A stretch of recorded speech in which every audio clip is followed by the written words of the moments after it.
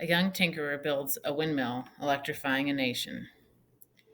Background: Malawi, Malawi is a landlocked country in southeastern Africa, one fifth of which is taken up by the enormous Lake Malawi. Malawi's economy is mostly farming based, and most of its citizens live in rural areas.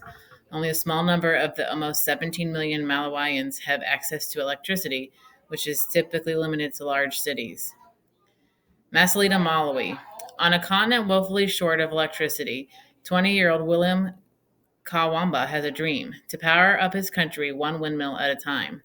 So far, he has built three windmills in his yard here, using blue gum trees and bicycle parts. His tallest, at 39 feet, towers over this windswept village, clattering away as it powers his family's new few electrical appliances: 10-watt light bulbs, a TV set, and a radio. The machine draws in visitors from miles around. Self taught, Mr. Kampwamba took up the windmill building after seeing a picture of one in an old textbook. He's currently working on a design for a windmill powerful enough to pump water from wells and provide lighting for Masatala, a cluster of buildings where about 60 families live. Then he wants to build more windmills for other villages across the country. Betting he can do it, a group of investors are putting him through school. I was thinking about electricity, says Mr. Kampwamba, explaining how he got hooked on wind. I was thinking about what I'd like to have at home, and I was thinking, what can I do? To meet his family's growing power needs, he recently hammered in a shiny store bought windmill next to the big one at his home and installed solar panels. He has another windmill still in its box that he'll put up at a house 70 miles away in the capital, Lilongwe, where he now goes to school. A few years ago, he built a windmill for the primary school in Masatala. He used it to teach an informal windmill building course. Lately, he has offered to help the village handyman down the road build his own machine.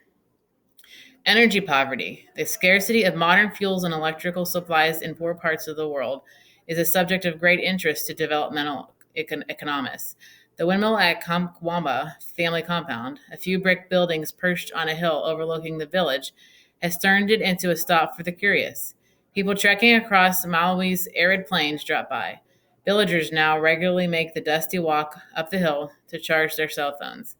The contraption causing all the fuss is a tower made from lashed together blue gum tree trunks.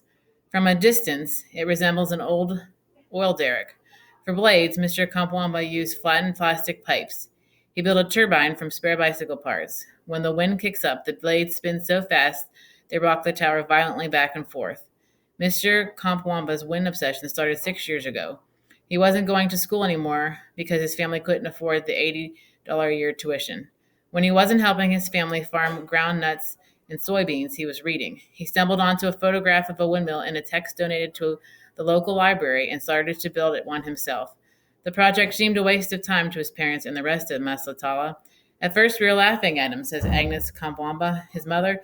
We thought he was doing something useless. The laughter ended when he hooked up his windmill to a thin copper wire, a car battery, and a light bulb for each room of the family's main house. The family soon started enjoying the trappings of modern life, a radio, and more recently a TV. They no longer have to buy paraffin for lantern light. Two of Mr. Kampwamba's 6 sisters stay up late studying for school. Our lives are much happier now, Mrs. Kampwamba says. The new power also attracted a swarm of admirers. Last November, Hartford Maxim, a Malawian educator, heard about the windmill and drove out to the Kampwamba's house with some reporters.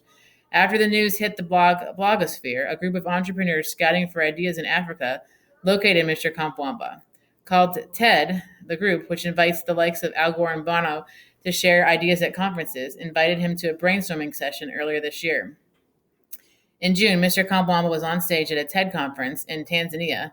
TED stands for Technology Entertainment Design. I got information about a windmill, and I made it, he said in halting English to a big ovation. After the conference, a group of entrepreneurs, African bloggers, and venture capitalists, some teary-eyed at the speech, pledged to finance his education.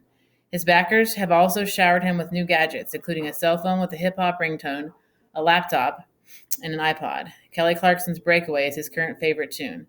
They rewired his family's house, replacing the homemade switches he made out of flip-flop parts. They're paying for him to attend an expensive international academy in the capital, Lilongwe for children of expatriate missionaries and aid workers. But his teacher, Laura Lee McLean, sometimes worries about his one-track mind and about all the attention he's getting. I don't want him to be seen as William the windmill maker, says Mrs. McLean one day recently. While Mr. Kampwamba quietly plowed through his homework, his classmates were busy gossiping, checking Facebook profiles. Mr. Kampwamba has taught his family to maintain the windmill while he's away at school. His sister Dallas and his cousin Jeffrey can quickly scamper up the tower as it sways and clatters in the wind to make repairs. A steady stream of curiosity seekers make the trip to the Kampwamba compound mostly unannounced. The visits are unsettling for the reserved family. One afternoon, a pair of Malawian health workers came by to get a closer look and meet the Kampwambas. The family scattered, leaving the pair dressed in shirts and ties for the occasion, standing awkwardly in the yard. We have heard about this windmill, so we wanted to see it for ourselves, one finally spoke up. Mr. Kampwamba came around to shake hands and then quickly moved away to show another visitor around. Jealousy is a social taboo in these parts, but Fred Malwi, an educator who works in Wimba, the area that includes Masitala, says the family's new prosperity is causing some tensions. People do desire what is happening here. They come and admire, he says. They think they might get the same support if they build a windmill. And down the hill, the village handyman started building his own windmill after secretly studying Mr. Kampwamba's. A gust of wind blew the blades off the man's first few attempts. Mr. Kampwamba offered to help him rebuild, but he got no reply. I'm waiting to see if he's serious, Mr. Kampwamba says.